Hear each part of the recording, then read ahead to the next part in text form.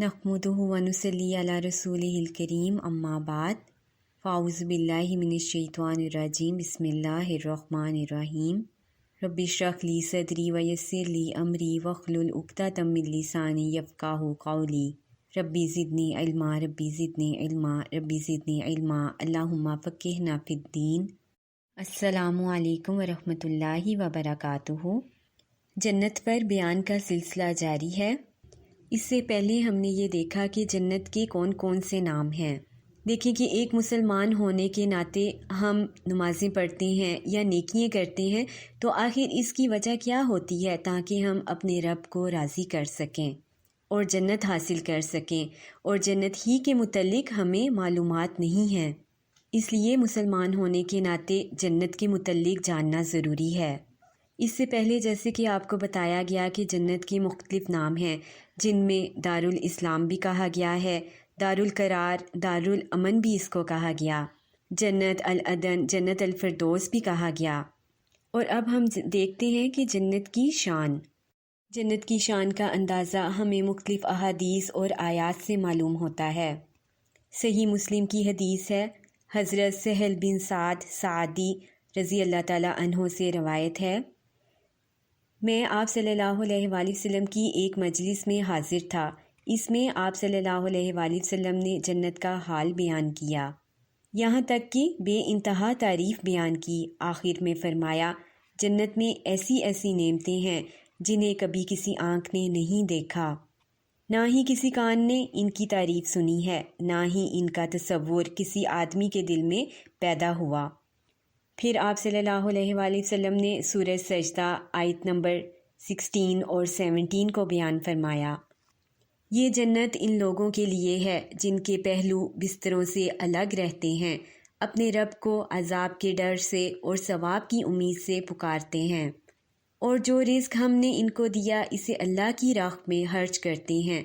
कोई नहीं जानता इन नेमतों को जो इनकी आँखों को ठंडक पहुँचाने वाली हैं और इनसे छुपा कर रखी गई हैं। ये नेमतें बदला है इन आमाल का जो वो दुनिया की ज़िंदगी में करते रहे हैं। अब इस आयत से हमें मालूम हुआ कि आखिर वो कौन से लोग हैं जो जन्नत में दाखिल होंगे।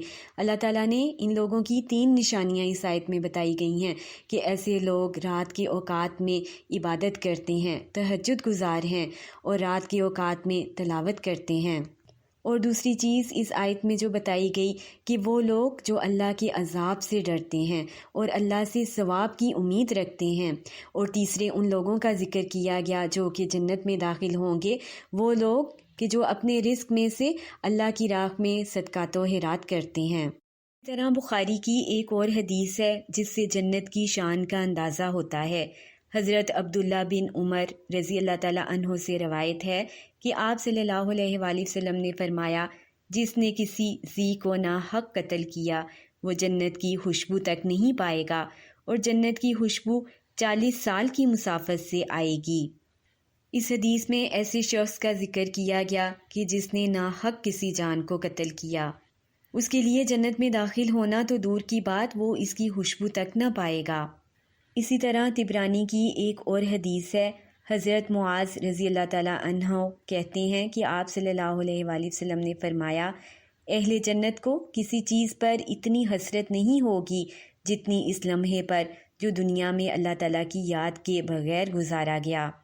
ये अब हमें क्या करना है कि अपने हर लम्हे को हमने नेकी के काम के लिए सर्व करना है, ताकि क़यामत वाले दिन ये जो वक्त हमने ज़ाया किया है दुनिया में रहते हुए, ये हसरत का बाइस न बन जाए। इसी तरह जन्नत की शान व शौकत के मुतल्लिक़ हमें सूरत आले इमरान की आयत नंबर 133 में मालूम होता है, जिसमें अल्लाह ताला ने फरमाया, दौड़ो अपने रब की मग़फ़िरत की तरफ और इस जन्नत की तरफ जिसकी सिर्फ़ चौड़ाई आसमानों और ज़मीन की वुसअत जैसी है। वो जन्नत मुत्तकी लोगों के लिए तैयार की गई है। इस आयत से हमें इस्तिग़फ़ार की भी अहमियत का अंदाज़ा होता है कि इस्तिग़फ़ार को अगर हम अपना लेंगे तो अल्लाह ताला जन्नत अता फ़रमाएगा। और वो जन्नत का फिर बता दिया गया कि इसकी चौड़ाई आसमान और ज़मीन की वुसअत जैसी है। और फिर साथ ही इस आयत में बता दिया गया कि ये जन्नत किन लोगों के लिए है, वो लोग जो तक़वा इख्तियार करते हैं।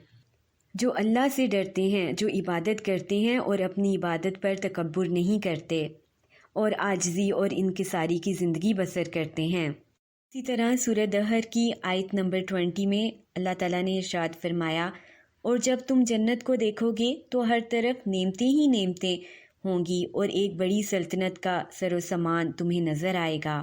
حضرت عبداللہ بن مسعود رضی اللہ تعالیٰ عنہ کہتے ہیں، آپ صلی اللہ علیہ وآلہ وسلم نے فرمایا، جہنم سے سب سے آخر میں نکلنے والے آدمی کو میں پہچانتا ہوں۔ وہ شخص کولہوں کے بل گھسٹتا ہوا جائے گا تو دیکھے گا کہ سب لوگوں نے اپنی اپنی جگہ قبضہ جما رکھا ہے اور اس کے لیے کوئی جگہ باقی نہیں۔ اس سے پوچھا جائے گا، تمہیں وہ وقت یاد ہے جب تم جہنم میں تھے؟ عرض کرے گا، ہاں یاد ہے۔ چنانچہ اس سے کہا جائے گا، خواہش کرو، کتنی جگہ تمہیں جنت میں چاہیے؟ چنانچہ وہ خواہش کرے گا۔ پھر اسے کہا جائے گا، تیرے لیے بڑی خواہش کے مطابق جنت میں جگہ ہے اور 10 دنیاؤں کے برابر مزید بھی تمہارے لیے جگہ ہے۔ وہ شخص عرض کرے گا، یا اللہ، تو بادشاہ ہو کر میرے ساتھ مذاق کرتا ہے؟ جنت میں تو معمولی سی جگہ بھی باقی نہیں رہی۔ حضرت عبداللہ بن مسعود رضی اللہ تعالیٰ عنہ کہتے ہیں کہ یہ ارشاد فرمانے کے بعد آپ صلی اللہ علیہ وآلہ وسلم اتنا ہنسے کہ آپ صلی اللہ علیہ وآلہ وسلم کی داڑھیں نظر آنے لگیں۔ اور ایک دوسری حدیث میں ہے کہ اللہ تعالیٰ اس آدمی کے جواب میں فرمائیں گے، میں تم سے مذاق نہیں کر رہا، میں جو کام کرنا چاہتا ہوں اس پر پوری طرح قادر ہوں۔ اسے مسلم نے روایت کیا ہے۔ اس حدیث سے بھی ہمیں جنت کی شان کے متعلق معلوم ہوتا ہے کہ جنت کی یہ شان ہے کہ انسان جتنی خواہش کرے گا کہ اس کو جنت میں اتنی جگہ ملے تو اللہ تعالیٰ کی ذات اس بات پر قادر ہے کہ اس کو اتنی ہی جگہ عطا فرمائے گا جتنی جگہ کی وہ خواہش کرے گا۔ مسلم کی حدیث ہے، حضرت انس بن مالک رضی اللہ تعالیٰ عنہ کہتے ہیں، آپ صلی اللہ علیہ وآلہ وسلم نے فرمایا، قیامت کے روز سب سے زیادہ امتی میرے ہوں گے اور میں سب سے پہلے جنت کا دروازہ کھٹکھٹاؤں گا۔ اس سے ہمیں معلوم ہوا کہ جنت کا جو دروازہ ہے وہ سب سے پہلے آپ صلی اللہ علیہ وآلہ وسلم کے لیے ہی کھولا جائے گا۔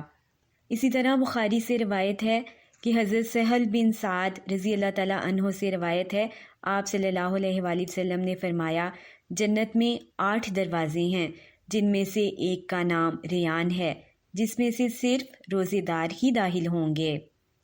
اس لیے ہمیں بھی چاہیے کہ ہم زیادہ سے زیادہ نفلی روزوں کا اہتمام کریں تاکہ باب ریان سے گزرنے والے خوش نصیب لوگوں میں ہمارا بھی نام شامل ہو جائے۔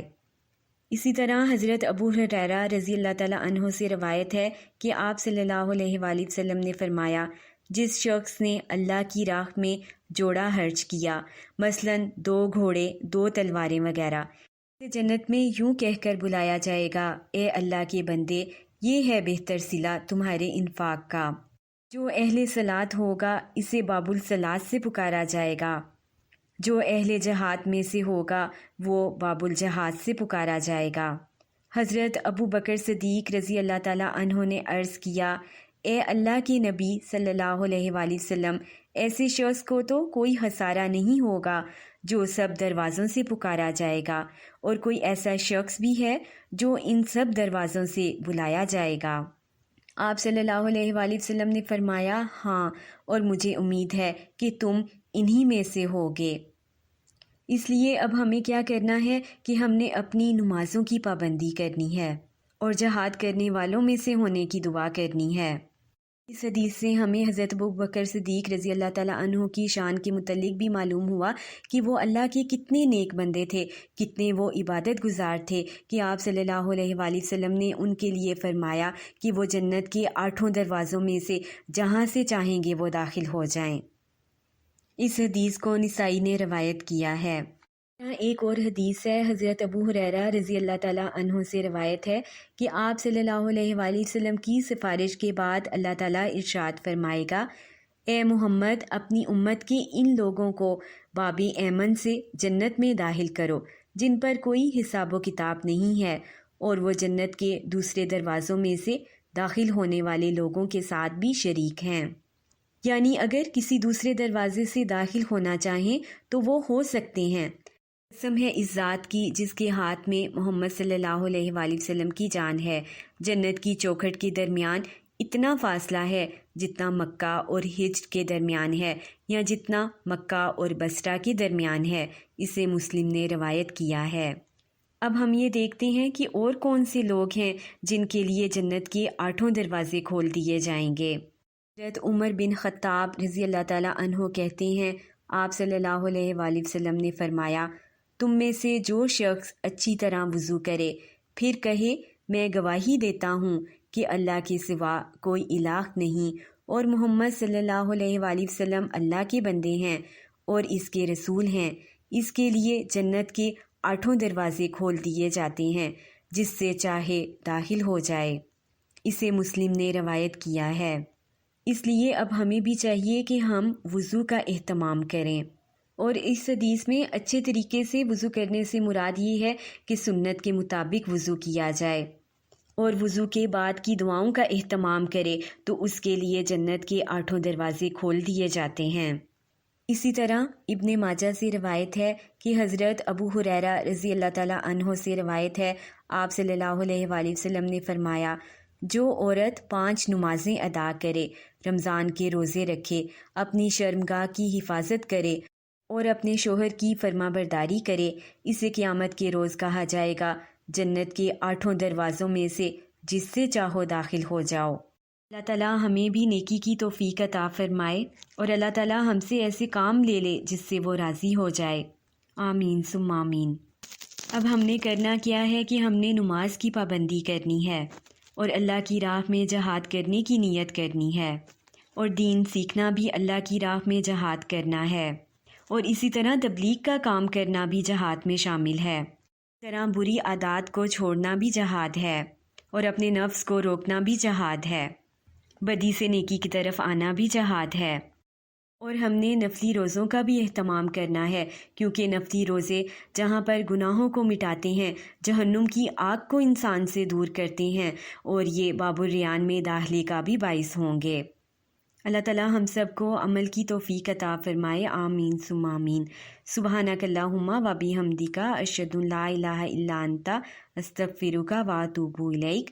السلام علیکم ورحمۃ اللہ وبرکاتہ۔